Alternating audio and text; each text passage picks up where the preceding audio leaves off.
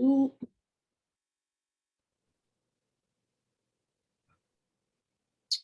Okay, so welcome to the Art of Public Speaking by Afropolitan Canada.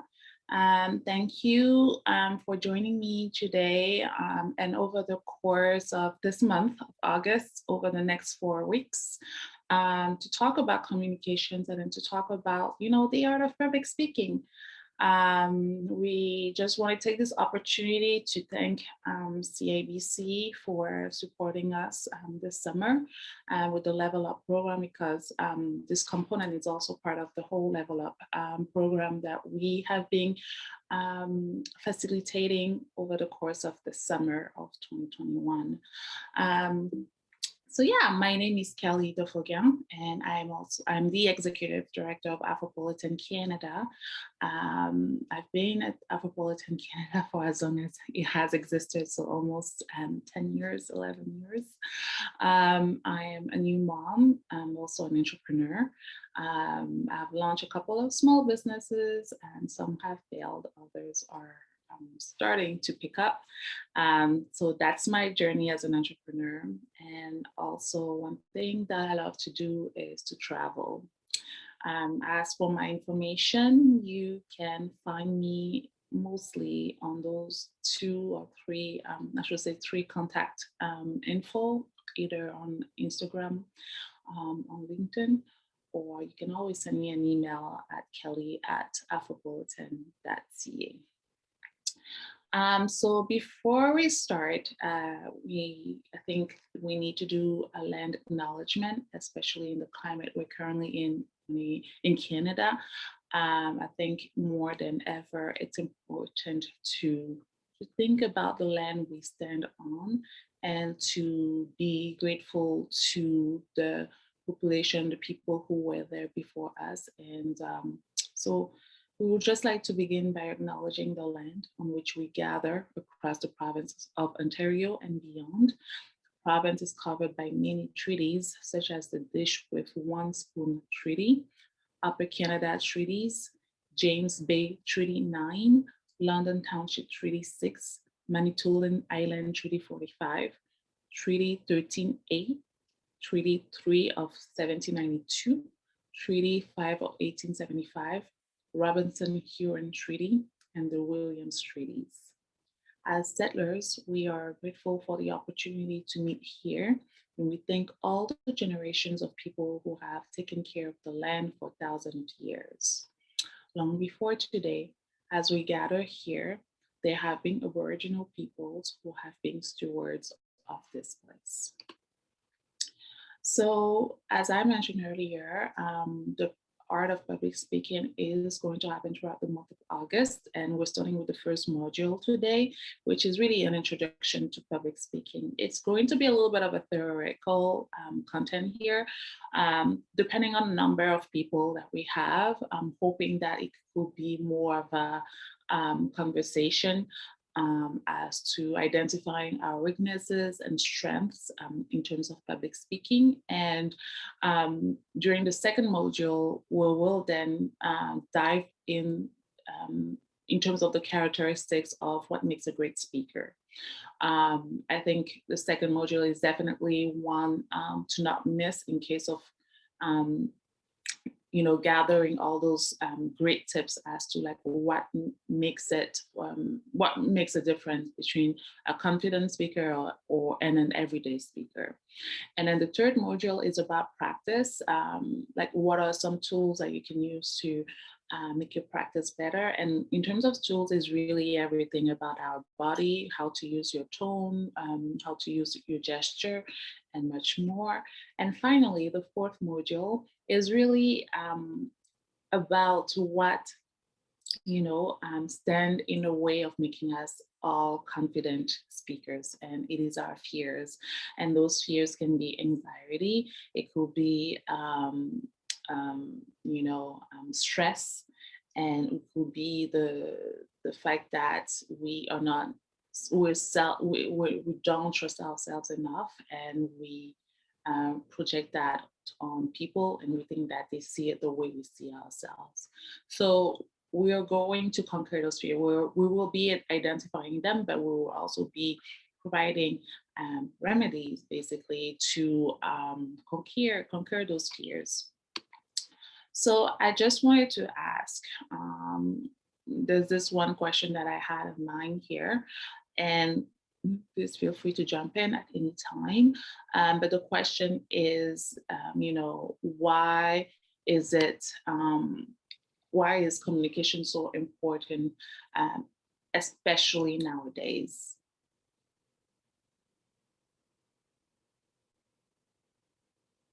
Anybody?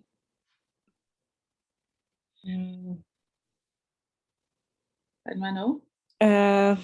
Why communication is important is, how can I say that, is a way for us to how can I say that, to express our opinions, or to share some ideas. Yeah, ideas, opinion are the same, to promote something, to promote ourselves, or yes, that's what I would say. That's very good. It is true. It is really to promote passing information, right? It's like Cassie mentioned, it's for clarity. Communication is really one of the most important life skills, because it really enables us to pass information to others. It brings people together. It also promotes, like that understanding when we speak to each other, right? In a workplace, for instance, a clear communication can help avoid misunderstanding. It can also speed up some elements of a project that you're working on. For instance, at work, it can speed up a process of a presentation. When you're being asked to do a presentation, and that's a level of communication also there, because the content, but the other tools of communication play an important role as the delivery, when it comes to the delivery of that message. Communication also helps you negotiate your raise, your promotion, but also deals if you're an entrepreneur. If you're a manager, it helps you delegate responsibilities to your team members. And so knowing that communication is important, now you have to figure out how to manage the different levels of communication that we're going to see right now. We know that we have 4 types of communication. They're verbal communication, the one that I'm currently using, nonverbal communication, we'll talk about it. And then we have written communication and visual communication. Okay, we will definitely dive into those 4 types of communication, but it's essential to notice that most of the time we use most of those 4 types of communication. So in terms of like the nonverbal communication, it is used both intentionally and unintentionally.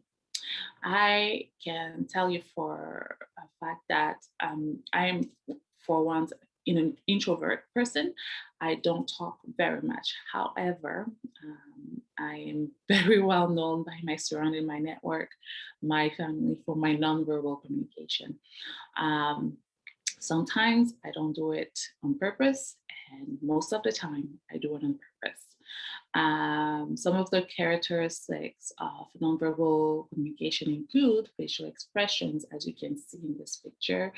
And facial expressions are often used to communicate that we are listening and engaged with the speaker. You can smile, you can raise your eyebrows, which I do very often, and you can have a quizzical face, which I also do very often, to convey the information you want the listener to hear. They can, depending on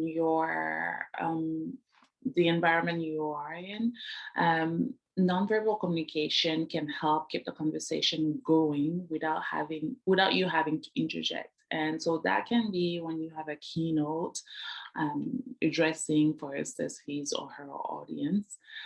That keeps the conversation going without you having to interject, but the speaker can pick up on your nonverbal cues, right? And now, depending if you were having like a happy smile or like they can go on, but if you have like that quizzical face, that's probably an opportunity for that speaker to come after um, the whole, address and then ask you, for instance, like, I saw that you had a quizzical face. Was there something that I said, or um, do you want me to clarify something? So facial expressions, even as a speaker, don't be too alarmed if you are the speaker and then like in front of you, you also do have some people who are like have like a stoic face or have quizzical. You need to be able to pass beyond that and then be confident in the message that you are delivering, right? But if you are the speaker, you also have to be mindful of your facial expression. Most of the time, it's better to have a very poor, smiley um, face, and we'll dive into that, you know, in the next module. But it's important to have that face because it brings it in. It brings in, um, you know, it invites people basically. But if you do have a closed off face, then you lose the attention of your audience, and you can also basically just come as egotistical. I can never pronounce that word properly, cocky, or and much more. Then you also have posture. Posture is equally important. It's important how you angle yourself in a conversation. Can show a degree of interest that you have in that conversation. Um, it's known that when you angle yourself towards the person who you're listening to, you have, and then you have like a relaxed and open posture, you invite them to engage with you, and the person that is speaking to you feels more relaxed also, and knows that this is like, I don't want to say a safe environment, but it is like a safe environment. However, when you shift your posture to a certain angle, right, and you're not necessarily looking at the person, now you're showing somehow that you're no longer interested in the conversation, or you're not interested in the conversation, like leaning back, crossing your arms. I had at one point during my entrepreneurial journey, I was in a session with this facilitator, and my arms were crossed the entire time, and he took offense to it. And he was basically during the session, he called me out and basically like her, for instance, she's crossing her arms, basically showing that she's not interested in my session, and much more. And I want to bring this up because we basically had a debate, and I was like, no, it's not like I'm not. It's not that I'm not interested. It's just that I wasn't necessarily confident in my journey. So all the things that he was telling me were a lot, and automatically I crossed out, like I closed off on myself. So my reaction was to immediately cross my arms, because that's sort of like a safety mode for me. So I bring this up because even though I'm saying that crossing your arms can show to the other person that you're not interested, or that you're closed off, sometimes it's also like a defensive mechanism. And you, as a speaker, when you look at your listener, you should look past the fact that, oh, they're not interested. Maybe it's just a defense mechanism for them, or maybe you said something that triggered something. But it's important to know that as a speaker, you can see it also as a way of someone who might not be interested. And this can happen, for instance, in meetings. You can have a disagreement with your colleague, and immediately you decide that, okay, well, I'm no longer interested. And you can do it intentionally or not intentionally, again, and you angle yourself in a way that shows that you're not happy, right? And so there's that, there's the leaning back, crossing arms, or turning away from the speakers. Um, but there's also the gesture and physical touch. And this is very delicate, right? Because the gesture and physical touch, depending on the person and the culture, they may use gestures and physical touch in different ways. You know, in some environments, just patting the back can be a sign of encouragement. In some other environments, it might be a no-no, like no touching, no nothing. So it's important to read the rooms as well, the environments that we're in, before engaging in physical touch or gesture. In my case, I grew up in a environment where it's all about hugs, kiss, encouragement, and all. But I am also in a different environment where that's very sensitive. But all of that to say, a gentle touch on the arm can be a sign of encouragement, right?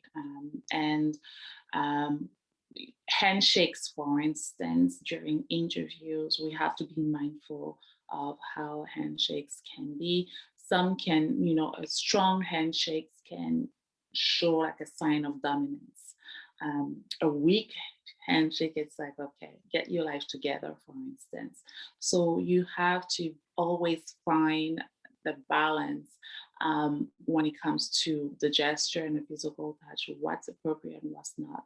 I always place myself in the middle. So that firm but not strong but not weak handshake will be what comes as confidence, right? Um, but also um, be mindful of how you're using your hands.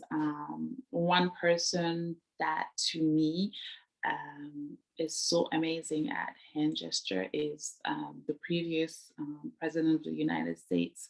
The hand gesture, how he was always using his hand, it somehow conveyed calmness. It somehow conveyed, I'm sure of what I'm saying. However, when we have people who are always using their hands or not necessarily, well, in this is using their hands way too much, it will be shown as a lack of confidence, of self-confidence, or guilt or avoidance. Or when we don't know what we're saying, for instance, we tend to use other mechanism to try to make a point. Um, Also, the lack of gesture or lack of hand gesture can show a disengagement in the information. It's like I'm passing the information and that's about it. You take it, you don't take it. It's on you kind of thing. And the last but not least is the eye contact. Maintaining eye contact while listening ensures that the speakers knows that you are present and engaged. It also shows that you're connected to the listener.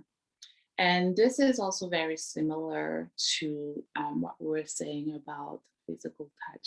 It also really depends on the environment because, again, I want to bring it a little bit to my own experience. I grew up in an environment where looking people in the eye is, is disrespectful. You do not look at me in the eye. I grew up that way. And now, when you go to work, and you do that, you're not looking at someone in the eye, you're in a presentation and you're not looking, it doesn't show confidence. So I had to work on myself to be able to look that like at people in their eyes in order to convey, because that shows confidence, that shows that you engage or you're engaging other people in your conversation, and you are simply inviting. But if you're not looking people in the eye, especially in a workplace, it can show guilt. It feels like you're hiding something. It feels like you're not confident enough So always make sure that you look at someone in the eye. It doesn't mean that you have, because there's some people who will look straight in your eye and it's almost like as a sign of defiance or anything. No, it's really just like looking and conveying the information. I don't know if you have any questions so far about the nonverbal communication. You can go on. Okay. In terms of verbal communication, well, that's what we're doing most of the time. That's basically what I'm doing right now. Verbal communication is much more than the content of our words. So, verbal communication is really the amalgamation of pitch, tone, and content. The most important part of verbal communication is content, obviously. Depending on who you are talking and the purpose of the communication, you should always think about how how big the jargon that you are using um, weighs in your conversation, basically how technical that is. And I also encourage people to always have some little bit of humanity in the conversations that they're having. It's not because we, for instance, we are in, I'll say, let's take, for instance, financial field, and it's all about numbers, that I can't bring a little bit of humanity. So even having this conversation, just like a simple, how are you doing, to read the room, because reading the room will lead you to adjust the next element, your tone and your pitch, based on how um, uh, the responses that you're getting from how are you doing, or like a simple hello, a simple smile can change that tone. And also think that in terms of like the content, in terms of the jargon, how technical your content can be, um, too much technical words, I personally feel like sometimes it's not necessary. The less the better, because that you convey the information and you are clear, and there are more chances that your conversation will be remembered. But again, it depends on the context that you're in. But bringing that humanity is something that I always try to push forward, because you can simply think about like hospital, for instance. When you go to a hospital, doctors, they're all about like technical. They'll tell you those like words, and then most of the time when you watch shows, when you hear the listener say, can you translate that word for me, that can you translate what you just said to me? It And now we're seeing a lot of doctors that are taking the time to, and at least in my experience, to tell you plain, right? They will give you the technical word, but they will also explain in plain language what it is for you. If you're not able to convey a message in a way that a 5-year-old or a 6-year-old can understand, then you need to go back to the drawing board and make sure that it is understandable for everybody.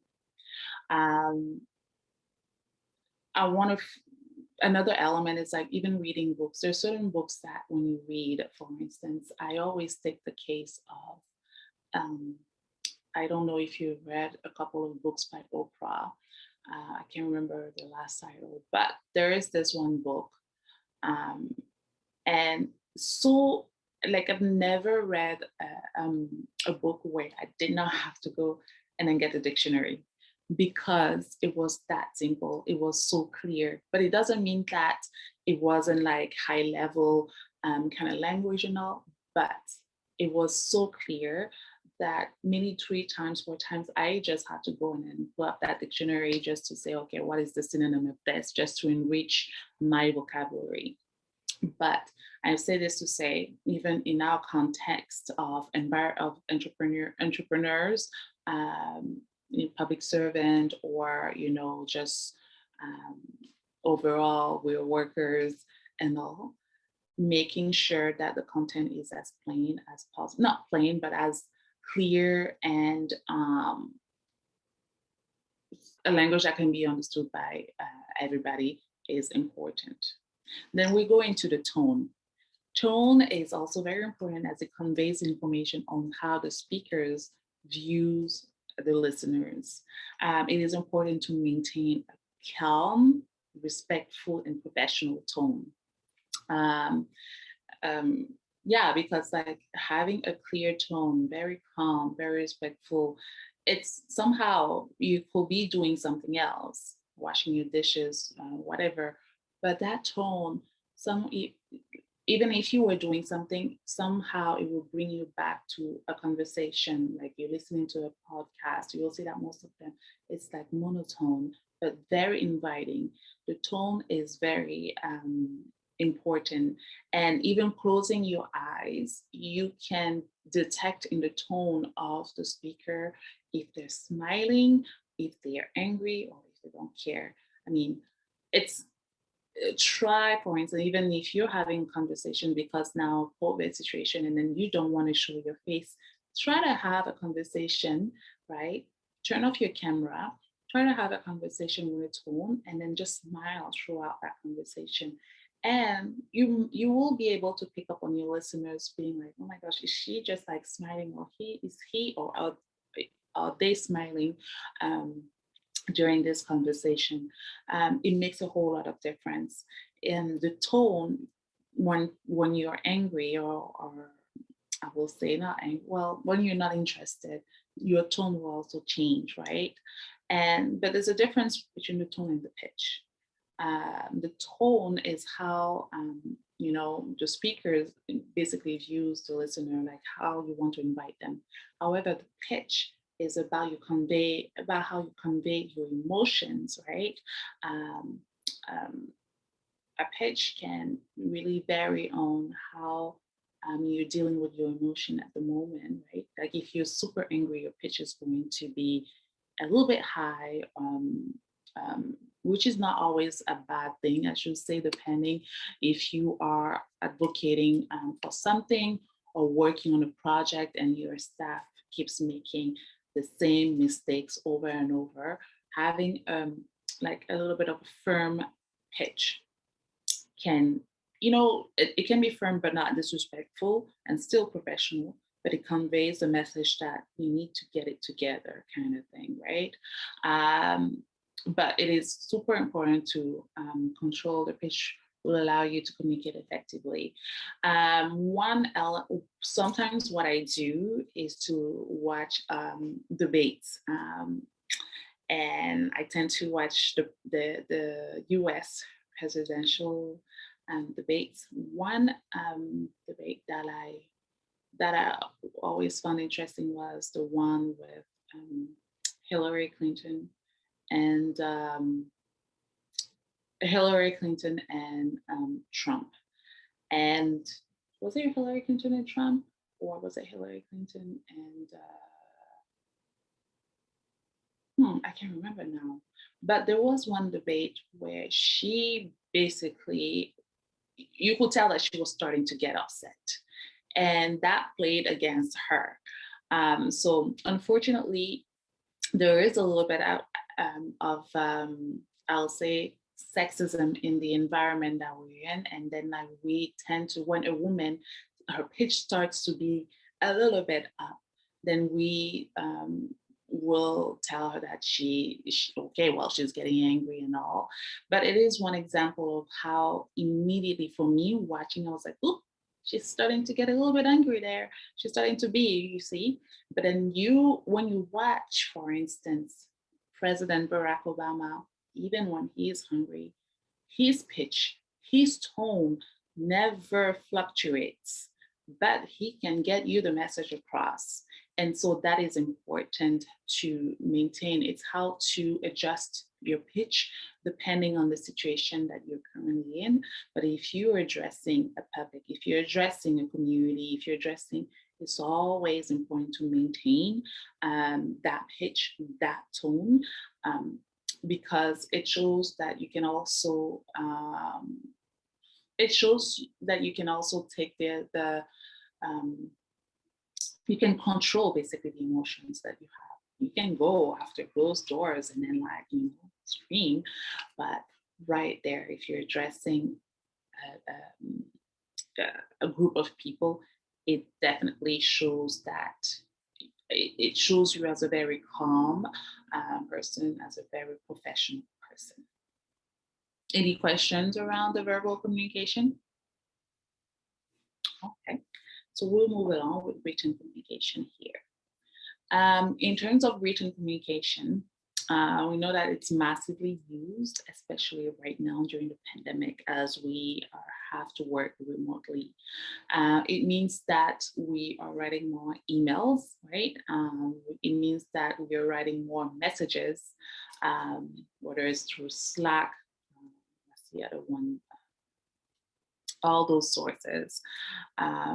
Teams, exactly, that's the word I was looking for.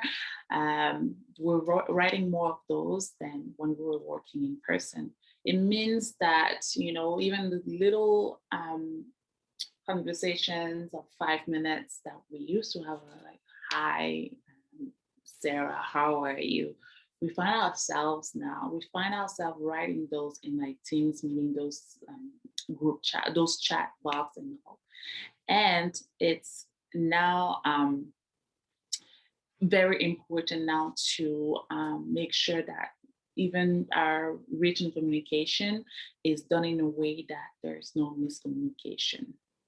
So because we know that unclear messages or information gone missing or an incorrect understanding of the tone or content are all problems that happen with written communication every day. Because, for instance, there's a thread of emails going, right? At one point, you can read an email, I don't know, let's talk about like the invoice of paper, the back and forth with the company who is sourcing us the paper, and they missed something. But then now we're in a communication, and somehow that one line can be misinterpreted in a sense that I'm reading that tone as like, okay, you need to, Kelly, make sure that tomorrow we have 100 papers. And I read it as, is that an order? Or is it like, where is the please and thank you? But the other person behind that computer might just be really just delegating. And because we were so accustomed of having those conversations informal, like, okay, Kelly, would you just like, put that order in tomorrow? And then now we're just putting that in a computer, right? It could be taken out of context, and then it could be seen like, okay, like I'm not sure if you're being mean or if you're being passive aggressive and all. So there, with written communication, especially during this time, it's super, super, super delicate, and we have to make sure that we watch our tone when we communicate via written communication every day. And sometimes the reader will misread the tone again of a message because, just having a bad day, or the writer wasn't too efficient at making sure that the communication was, read in that good tone, or just had like a run in with an unpleasant person. And then so now everything that they're reading is just, leads to interpretation. When that happens, I think it's super important, no matter what, that, you stop there. You ask, like, is there, like, when that person who received the message is a little bit off and all, it's important to just pick up the phone and say, listen, is there something that I've done wrong? And then if it's about the communication, then you need to clarify that that wasn't your intent, right? And then that next time you will make sure that your communication is a little bit more clear, even if you know deep down that, okay, like there's nothing wrong with my communication. But written communication can definitely lead to miscommunication. So it's important to make sure that, there is, structure, like we will see in a bit, clarity and content. But in any case, a verbal chat can resolve a lot of things. So in terms of structure, I think presentation matters so much. Um, I believe that till this day, sometimes we have to say use paragraphs, right? And then also use line breaks to let your content flow and breathe. It's so important. I personally know when I used to work for the government, that was something that was super duper important. Nobody has time to read 24, 25 pages if there is no flow. I need to be able to read all those paragraphs, like one paragraph at a time. If there are no paragraphs, I don't know where it starts. Well, I certainly know where it starts, but I don't know where it ends. I don't know where one idea ends to go to the next one. So it's definitely important to um, have that, and then to present, when you're presenting an argument, that you're backing up with relevant information so that you can avoid the back and forth seeking additional info. And then even like having relevant information, because we live in a world where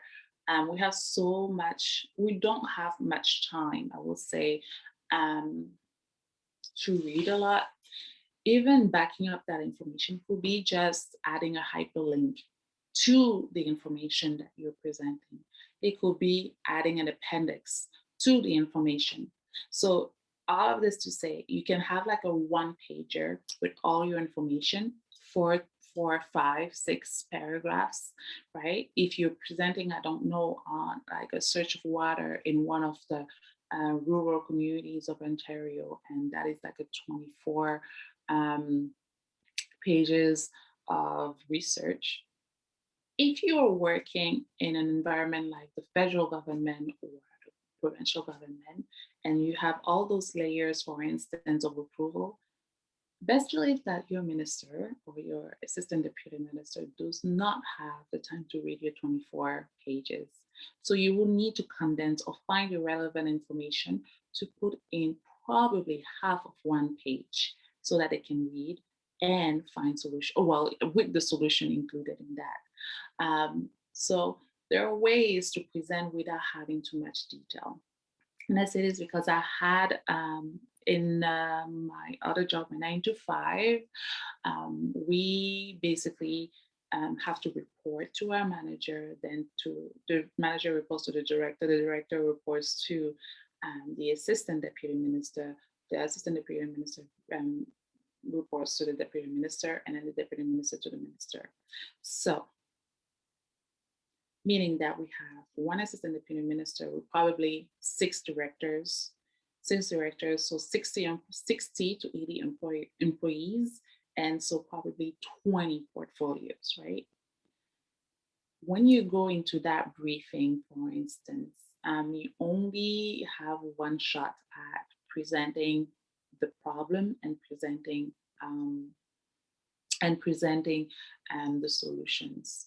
So it's certainly definitely important that the one you're presenting, that you have that one pager that is already ready. There are mostly big chances that they will say, okay, where is the backup information? I need to know how you gather that information. That's where you say, well, here is the appendix 1 and here's the appendix 2. But having way too much detail in there will definitely kill the clarity and then the content. So it leads me to this, the clarity. Um, I'm already talking about it because it kills the clarity of your work there, because it's too much details, and it shows it can lead to misunderstanding from the listener. It can also show a lack of respect for my time as a listener, because quite frankly, time is non-recyclable. Okay, time is expensive, and time is money. So it's always like better to go straight to the point, have all that information, back it up with your sources, and that's about it. And in terms of content, of course, content is what makes the written communication. So we need to make sure that we're using the right punctuation, the spelling as well, in addition to being polite and professional. There's so many tools available out there now to make sure that the spelling is right and that the structure of our sentences is okay. So I know that there's Grammarly that is super great. You just plug your text in there and then make sure. For French folks, we have, oh my gosh, why am I forgetting? It's like Antidote. You have Antidote to do all that work just to make sure that the punctuation is there, that the structure of the sentences are perfect. And then at the end of the day, just being polite and professional can get you to get your written come so far, right? At Afropolitan Canada, for instance, often we get compliments on how we present our documents to our partners who funds us and all, because we make sure also that that structure is always there in terms of like the structure of the presentation, the content that we're presenting. But it will lead up now to this next step, which is to this next type of communication, which is visual communication. So because we live in an era of digital communication that is driven by social media, and more people and more organizations are now using visual communication to convey their message. So it leads basically where I was going with what we do are for Afropolitan. Now we have a lot of visual elements, you know, charts, pictures, reels, TikTok. It's very rare, for instance, that we send in to our sponsors and all just a one pager, no pictures of all, because we know, for instance, that oftentimes they are very interested in the numbers. So we make sure that our charts are beautiful and make sure that we have pictures of our event so that we can see, oh, wow, you guys are doing this and that, right? Oftentimes they read it, they read our stuff, but they're very much also interested in the content that in the visuals we send. And some examples of visuals include, you know, I mentioned the charts, but there are also videos, we have photographs, we have gifts, and much more.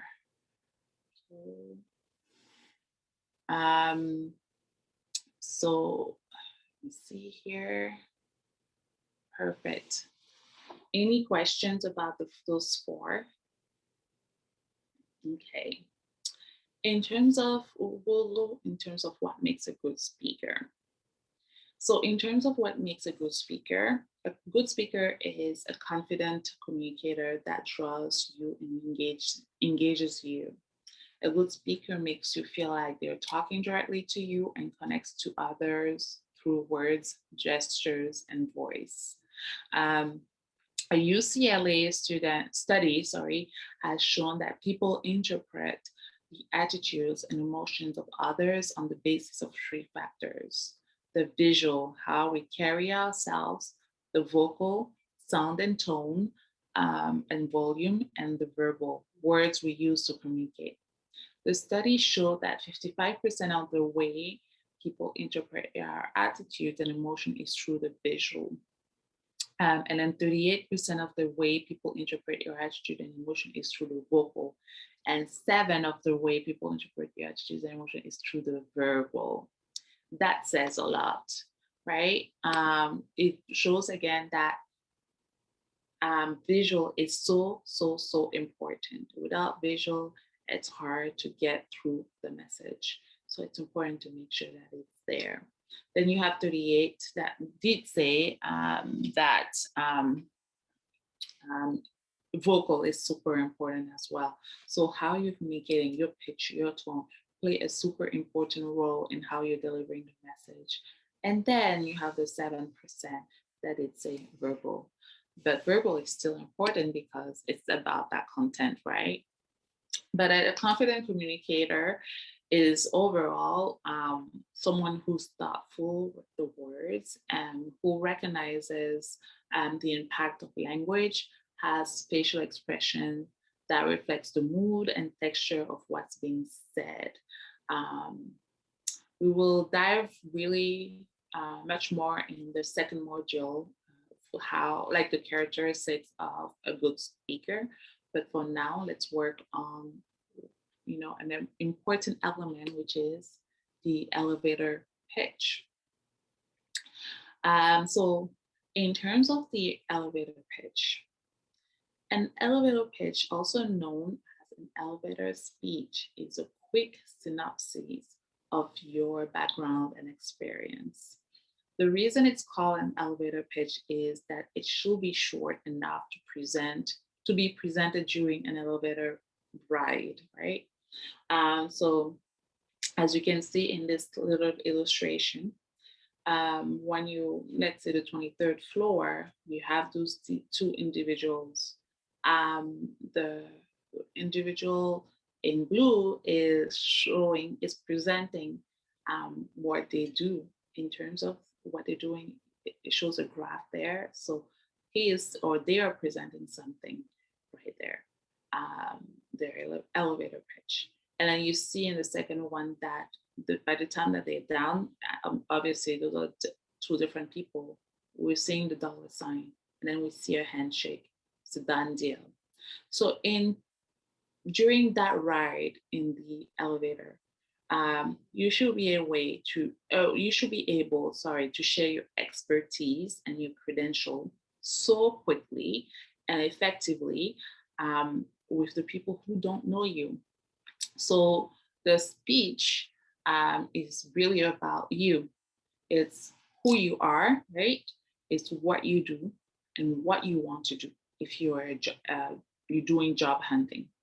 And if those three are done right, this speech can help you introduce yourself to a new career, to some business opportunities in a compelling way. It can also help you build your network. It can help you land a job or connect with new colleagues on your new day at work. And I stress on that because first day of work, you need to set the tone.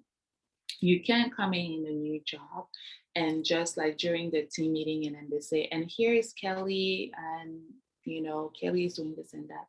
If they are offering, if your manager or your boss director, who else, is presenting you with an opportunity to present yourself, that is your time to do your best elevator pitch.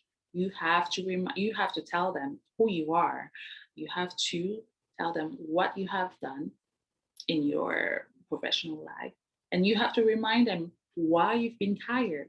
So by reminding them why you've been hired, you're basically telling them what you are about, what you're planning to do in this organization. And you're setting the tone. That's how you set the tone for professional expectations, and also even like connection, personal interaction expectation, how you want your colleagues to see you. If you're not presenting yourself right away as a go-getter, as this is who I am, my name is Kelly Fogain, and I'm executive director. We've been in the business for the past 10 years, and this is what we have done when it comes to the Black community in terms of education. Here are the numbers, that. If you're not doing this the first day of your job, then people might not get who you are. But if you're setting the tone right away, I mean, people get a sense of who you are, an expectation of who you are. And that's how you create the flow in terms of collaboration, in terms of working with your colleagues. And so your elevator pitch should be brief. That's the big, I should say, deal about elevator pitch, is that it has to be between 30 to 60 seconds. And between that, half a minute to 1 minute, you need to be as persuasive as you can be. No matter what's your angle, there needs to be a reason to share your skills with your potential new boss or client. But I know that an elevator pitch does not come easily. It takes a lot of time to practice before mastering it. So I wanted to share with you a couple of elevator pitch that we can use Here we have three. The first one goes this way. I am a lawyer with the government based out of Ottawa. I grew up in Edmonton, though, and I'm looking to relocate closer to my roots and join a family friendly firm. I specialize in immigration law and worked for a window firm before joining the government. There, in that one example, you have a lawyer who is basically telling you where he's from, literally, and why he has, why they've relocated, right? And what they do now. So um, in there, we know who he is or who they are. We know what they're looking for. They're looking at relocating, right? And basically trying to find a new job. Um, and yeah, and so telling you the professional experience before joining the government. So usually with that, it's so well done because like you get a sense of who that person is.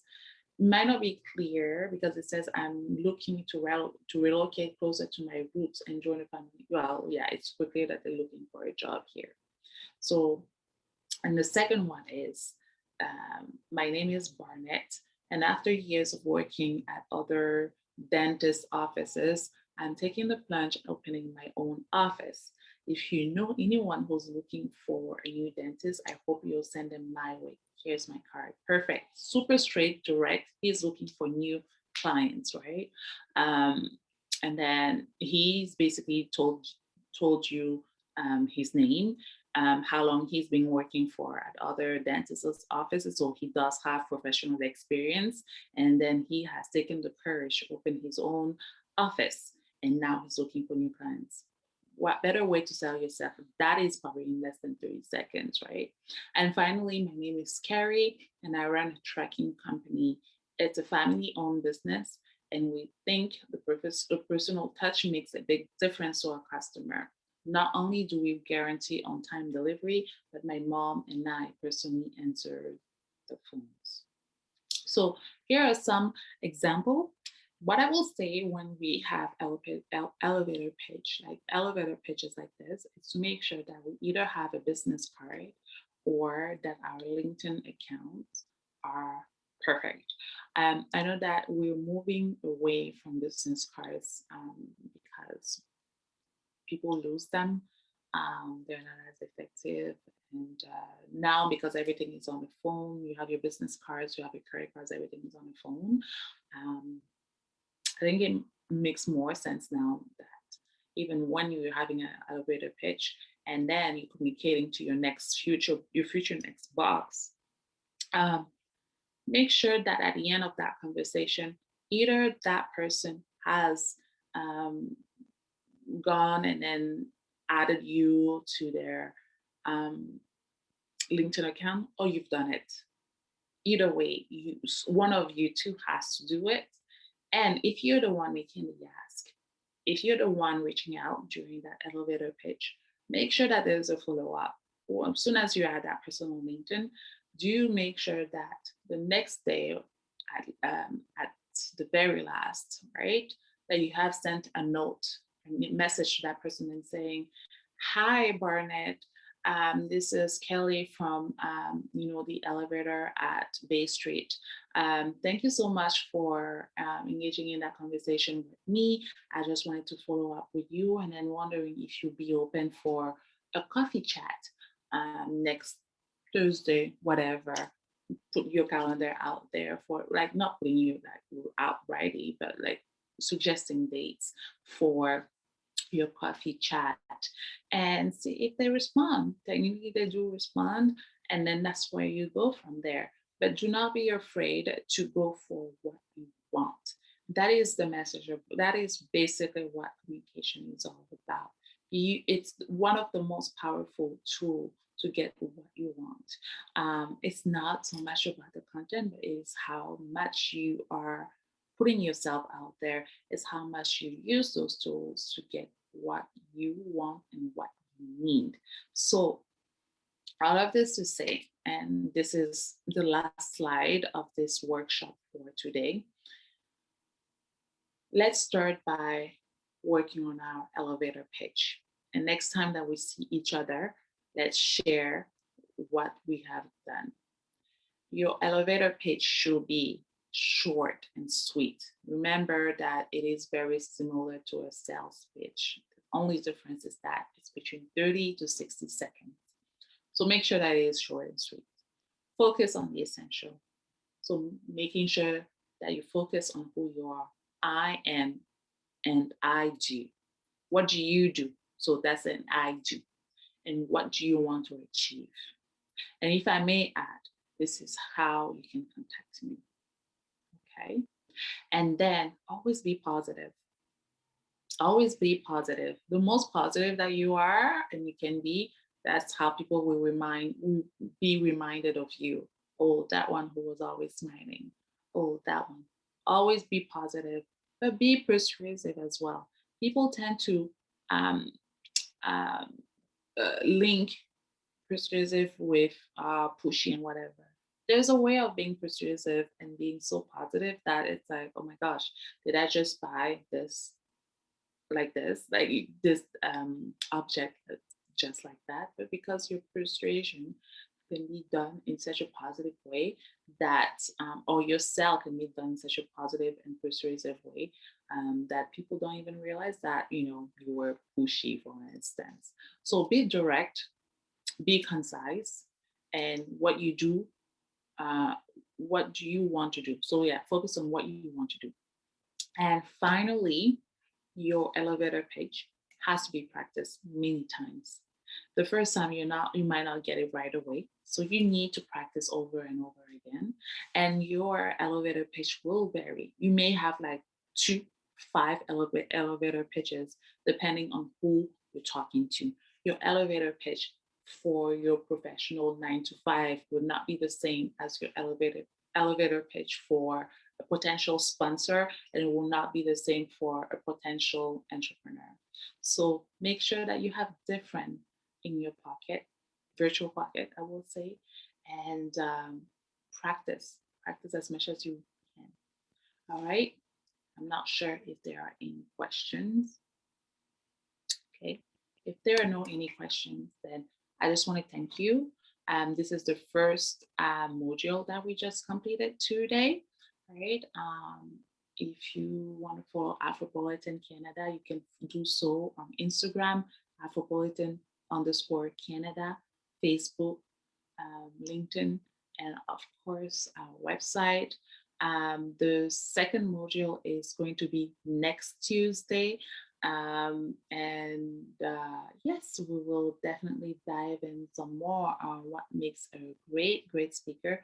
You don't want to miss that one because we really will be diving much more and we'll be doing a couple of activities. So yeah, thank you.